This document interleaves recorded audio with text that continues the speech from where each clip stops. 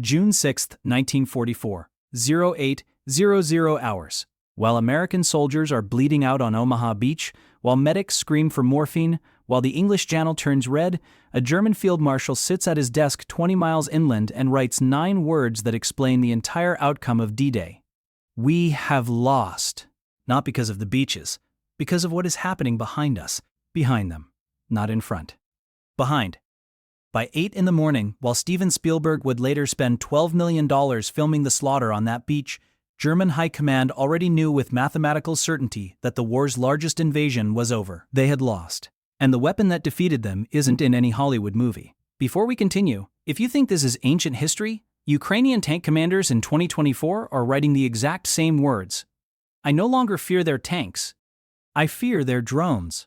Same terror, same helplessness. 80 years apart. The technology changed. The pattern didn't. What happened at D-Day is still happening today.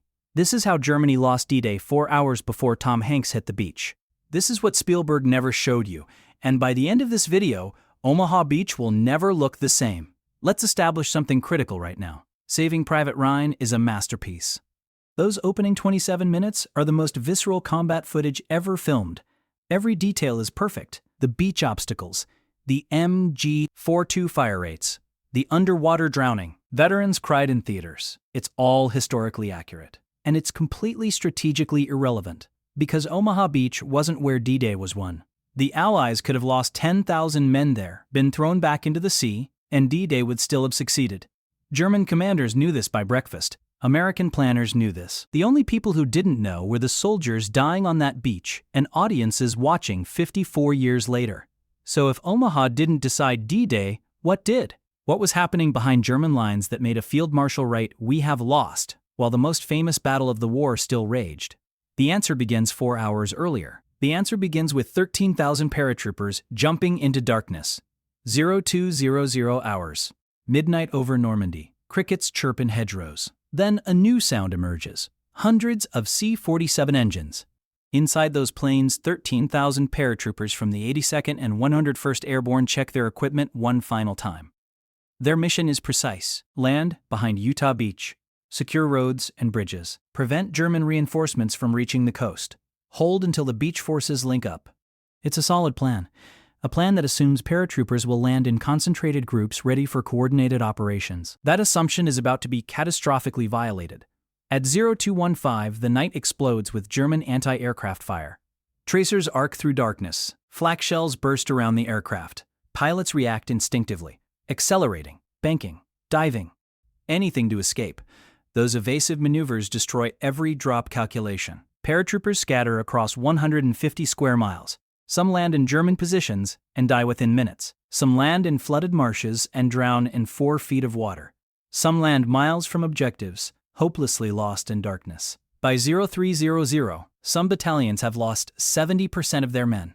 Not killed, just scattered, lost, separated. Military historians call this a complete disaster. German commanders call it the nightmare they cannot contain. Because at E230, the commander of Germany's 352nd Infantry Division receives his first report, American paratroopers near Sainte-Mère-Église, then another. More at Carentan. Another. Paratroopers at Ravenoville. Another. Paratroopers everywhere and nowhere. He has no idea how many. Could be 1,000. Could be 50,000. He doesn't know if this is the invasion or a diversion. The 352nd was supposed to be Germany's hammer, elite Eastern Front veterans. Mobile reserves positioned to crush any beachhead before it consolidates. But their commander now faces an impossible choice. Stay positioned for an amphibious assault, or deal with chaos behind his lines. He chooses to deal with the paratroopers. It's the wrong choice. Every German commander that night makes the wrong choice, because they're all reacting to the same scattered reports. American paratroopers here? There. Everywhere. Cutting telephone lines. Blocking roads. Creating chaos. The scattered drop that historians call a disaster has accidentally executed the perfect deception. It creates what military theorists now call the fog of chaos. German commanders cannot determine the main threat, cannot concentrate forces, cannot coordinate, and their ability to figure it out is collapsing by the minute. Because those scattered paratroopers are cutting telephone lines. Germany's entire command system in Normandy runs on buried telephone cables, every observation post to every battery. Every regiment to every division. It works brilliantly in static defense, but it has one catastrophic vulnerability: physical wires running through countryside. Wires that lost paratroopers keep stumbling across and cutting without knowing what they're cutting. French resistance fighters are cutting more. Within 2 hours, Germany's communication network is disintegrating. By 040, 2 hours before Omaha Beach, German divisions across Normandy are going blind. They can't coordinate, can't distinguish a company from a division, can't tell invasion from diversion. And the one man who might coordinate an effective response, Field Marshal Erwin Rommel, is in Germany celebrating his wife's birthday. He won't return until mid-afternoon. Too late. But what German commanders don't know yet is that the paratroopers aren't their worst problem, because while they're trying to figure out what's happening inland, another force is moving into position offshore. A force so overwhelming that veterans will later say it was worse than anything on the Eastern Front. I'm talking about naval gunfire. And I know that sounds boring, not dramatic. Doesn't make good cinema. German defenders would disagree. Here's what's sitting off Normandy's coast at dawn: 7 battleships, 23 cruisers, 104 destroyers, combined firepower exceeding Germany's entire artillery reserve in Normandy. Every ship equipped with radios, not telephone lines, radios, coordinated through fire direction centers, with forward observers who can call down shells with precision German artillery cannot match. At 05500, 10 minutes before Omaha, naval bombardment begins. But this isn't Hollywood bombardment, not random shells creating explosions. This is coordinated, systematic destruction. A forward observer spots a German bunker. Radio's coordinates: within 3 minutes, 14-inch shells, each weighing 1,400 pounds, impact that bunker. Then the next, then the observation post, then the supply dump. At Omaha, German bunkers survive. Too strong. Bombardment too brief. That's why Omaha becomes the bloodiest beach. But at Utah Beach, where naval gunfire has more time and better angles, German defenses are obliterated before soldiers arrive. Utah casualties, 197. Omaha casualties, 2,400. Same German defenders, same American soldiers. The only difference is naval gunfire effectiveness. And here's what Spielberg never showed: naval gunfire doesn't stop after landing. It continues all day. Anytime Germans try to move, try to counterattack, try to coordinate, forward observers call down shells. Shells from guns positioned beyond German artillery range. Shells they can't see coming, can't shoot back at, can't hide from. A captured German officer, interrogated June 7th, describes it: "We couldn't move, couldn't coordinate. Every time we assembled forces, your ships found us. We were fighting blind while you had eyes everywhere." Another officer, an Eastern Front veteran, says, "Russians had more tanks, more men. But we could fight them, could see them. Your naval gunfire, we couldn't see where it came from, couldn't counter it. It was worse than Russia." Now we return to that diary entry at 0800. Field Marshal Wilhelm Bittrich, deputy commander of German forces in Normandy, sits at headquarters receiving reports. The reports paint a clear picture. 1. American paratroopers control Sainte-Mère-Église and the main road network. 2. Communication with forward units is gone, telephone lines cut. He cannot coordinate divisions. 3. Mobile panzer reserves are scattered across Normandy, responding to paratrooper sightings. Trapped by Allied air power, unable to concentrate. 4. Allied naval gunfire has created a 20-mile zone where German movement equals death. Bittrich does simple math. Brutal math. The Allies control 5 beachheads. They're landing thousands of troops every hour.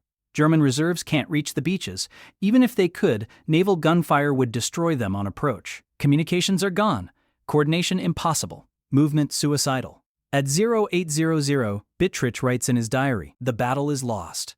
Not because of the beaches, that is simply slaughter, but because of what controls the space between beaches and us. We cannot reinforce, cannot communicate, cannot maneuver, we can only die in place." He requests authorization to withdraw 50 miles inland. Regroup? Establish new defenses. Berlin's response comes within an hour. Hitler personally orders not one step backward. Every position held. Every soldier fights where he stands, so German soldiers obey. They fight with incredible courage, and they die in place. While American forces break out, while Allies link their beachheads, while German commanders watch helplessly, unable to coordinate, unable to reinforce, unable to do anything except write desperate reports. By evening June 6th, 156,000 Allied soldiers are ashore. German reinforcements? Still stuck on roads under air attack, confused by contradictory orders, paralyzed by paratrooper chaos that started at 020. Now let's do a dark thought experiment. A thought experiment that reveals the uncomfortable truth about Omaha Beach. Imagine Omaha fails completely. Every American soldier killed or captured. 34,000 casualties instead of 2,400. Total catastrophe. Does D-Day fail? No. Utah succeeds. British and Canadian beaches succeed. 120,000 soldiers still get ashore at 4 locations. Paratroopers still control roads. Naval gunfire still paralyzes Germans. Allied air power still dominates. Communication breakdown still cripples coordination. D-Day still succeeds. Omaha was always the hardest beach. Strongest defenses. Worst geography. Planners knew this. They accepted the risk because even if Omaha failed, D-Day could succeed. The other beaches provided enough space, paratroopers controlled enough terrain. Naval gunfire provided enough support. This is what Spielberg couldn't show without destroying his film's emotional core. Omaha Beach, where thousands died, the beach defining D-Day in memory, was strategically optional. Those deaths mattered emotionally, mattered for morale, were real and tragic and heroic. But strategically, the battle was already won 20 miles inland before the first soldier died on Omaha. And soldiers who died there died in a battle already won, not because they failed, not because they weren't brave. They died because tactical battles continue after strategic outcomes are determined. Because German defenders fought to death even though commanders knew the war was lost. Because individual units don't know the strategic situation. But little did those German defenders know, what they feared most about D-Day wasn't what they were shooting at on the beaches. After the war, Allied intelligence interviewed hundreds of captured German officers. Asked repeatedly, what did you fear most about D-Day? Not the soldiers, not the tanks, not the numbers. They feared the coordination. One general, reading from his deposition, "You fought as a system. We fought as individuals. Your worst unit, supported by your system, was more effective than our best unit isolated and unsupported." Another, "We had better tanks, better soldiers, more experience. But you had radios everywhere, naval guns you could call in minutes, air support before we could react. You were fighting 1944 warfare with 1940 doctrine." Another, "Paratroopers didn't defeat us by killing soldiers. They defeated us by cutting communications and forcing us blind. We made every wrong decision because we didn't know what was happening." Germany's defensive plan was brilliant on paper. Mobile reserves positioned inland, away from naval gunfire. When Allies land, identify the main point, rush reserves there. Concentrate overwhelming force. Crush the beachhead. Smart plan. Could have worked, but the plan required 3 things. German forces communicating. German forces moving without being destroyed.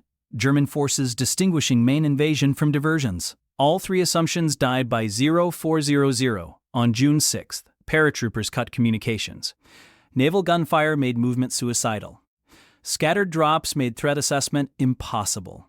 The brilliant plan became irrelevant in 4 hours. Let me show you how this pattern played out in the days after D-Day, because this is where the story becomes undeniable. June 7th, 1 day after invasion. German High Command orders counterattack. The 12th SS Panzer Division, elite Hitler Youth troops, best equipment in France, ordered to drive Allies into the sea. They can't even reach the battlefield. Not because of ground combat, because Allied aircraft destroy them on roads, because naval gunfire interdicts every approach, because they don't know where to attack. Communication's still broken. When elements finally engage on June 8th, they arrive piecemeal, disorganized, unsupported. They fight bravely. They die. Accomplish nothing strategic. June 10th, 4 days after D-Day, Allies have landed 326,000 troops, 54,000 vehicles, 104,000 tons of supplies. They've linked all 5 beachheads into one continuous front, 50 miles wide. German reinforcements in the same period? Partial elements of 3 divisions, most on foot because vehicles destroyed by air attack. This is the real victory. Not Omaha Beach. This. Building combat power faster than the enemy can respond. By June 12th, Rommel writes Hitler, "The battle is lost. We cannot concentrate forces. Every movement brings air attack and naval gunfire. Communication disrupted. We fight blind." Hitler's response? Fight harder. Not one step backward. So German soldiers fight harder, show incredible courage, and die in place while Allied forces break out from Normandy and race across France. All because of what happened in the first 4 hours of June 6th.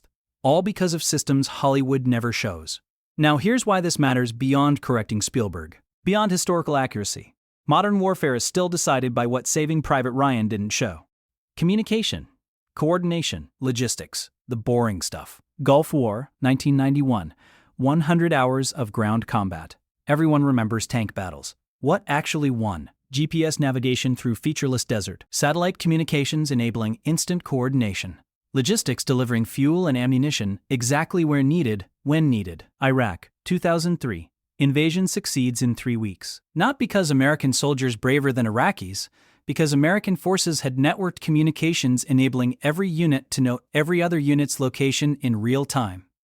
Precision fires destroying targets within minutes. Logistics sustaining a 300-mile advance. Ukraine, 2022. Russian invasion fails in 2 weeks. Not because Ukrainian soldiers better trained. Because Russian communications fail. Russian logistics collapse. Russian units can't coordinate. Scattered Ukrainian forces cut supply lines, ambush convoys, force Russians to react to threats they can't assess. The same pattern that defeated Germany at D-Day defeats Russia 78 years later. And we keep forgetting this lesson because Hollywood keeps showing us Omaha Beach, keeps showing us heroic soldiers charging machine guns, making us think wars are won by the bravest soldiers shooting straightest or running fastest. German commanders learned the truth in 1944. They wrote about it everywhere, in diaries, in reports, in interrogations, in memoirs. They lost D-Day before the first soldier hit Omaha. Lost it to paratroopers cutting telephone lines. Lost to naval gunfire they couldn't counter. Lost to radio communications their telephone systems couldn't match. Lost to systems, not to heroes on beaches. Here's the final uncomfortable truth. Most soldiers who died on Omaha Beach died in a battle already won. The strategic outcome, Allied lodgment in France, was determined by 0800. But soldiers kept dying until 1400. 6 more hours. Not because the outcome was in doubt, because tactical battles continue after strategic decisions are made, because German defenders fought to death, even knowing commanders thought the war lost, because units don't get strategic updates. This is the tragedy Hollywood can't process. Soldiers die bravely in battles that don't matter strategically. Show courage that should change outcomes but doesn't. Make sacrifices emotionally profound but strategically irrelevant. Saving Private Ryan shows you sacrifice, shows you courage, makes you feel horror. It doesn't show you systems, coordination, staff officers calculating gunfire tables, radio operators calling fire missions, logistics officers moving ammunition, intelligence officers identifying targets. Those things don't make good movies. But they win wars. June 6, 2000 hours. Evening, an American lieutenant on Utah Beach writes in his notebook, "We did it. We're ashore." 20 miles away, Bittrich writes his evening entry. The end has begun, not because of what happened on beaches, because of what we cannot do tomorrow, cannot communicate, cannot coordinate, cannot move without destruction, can only watch as they grow stronger while we weaken. The war in the West is lost. 2 men, same battle. One sees victory, one sees defeat. The difference? The American sees soldiers and supplies. Bittrich sees systems and coordination. Saving Private Ryan shows you the American's perspective. Soldiers, courage, sacrifice. It doesn't show you Bittrich's perspective, systems that made American sacrifice strategically effective. Both perspectives are true, but only one explains why D-Day succeeded. Hollywood gave us 27 minutes of Omaha Beach, gave us emotional truth of war. History gives us something else. D-Day wasn't won by heroes storming beaches. It was won by systems creating conditions where heroism could succeed. Paratroopers who cut lines at midnight, naval officers who coordinated gunfire, radio operators who maintained communications, logistics staff who planned supply flows. Those people won D-Day before Tom Hanks hit the beach, and Bittrich knew it by 0800 on June 6, 1944. So here's my question for you. If you were Eisenhower and you knew Omaha might fail but D-Day would still succeed, would you still send those men to that beach, knowing they might die in a battle already won? There's no right answer. But it's a truth we need to discuss. Drop your thoughts in the comments. We knew by 0800 we'd lost, not because of beaches, because of what was happening behind us. 9 words from a German diary that explained D-Day better than 27 minutes of Spielberg. The Devil's Orchestra was already playing. Allies conducting a symphony of coordinated destruction. German commanders could only listen as their system collapsed, not to soldiers on beaches, to systems they couldn't match. If this changed how you see D-Day, hit subscribe. Next video, why German tank aces feared American artillery more than enemy tanks. The weapon that killed 70% of German armor that Hollywood never shows. History is more interesting than Hollywood. I'll keep proving it. Thanks for watching.